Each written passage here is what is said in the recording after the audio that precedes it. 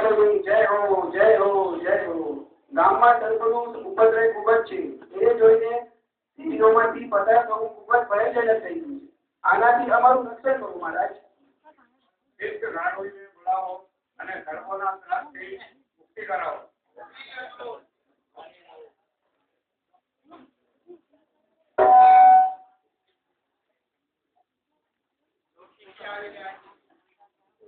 હું 3 કાળનું જ્ઞાન ભૂત ભવિષ્ય અને વર્તમાનના ધરાવું છું। હું હિમાલયથી પધાર્યો છું। મને ખબર છે આજે ગુરુવાર છે, આવતીકાલે ગુરુવાર છે અને ગઈકાલે મંગળવાર હતો। મારા દોષમાં શંકા હોય તો તમે ચેક કરાવી લો।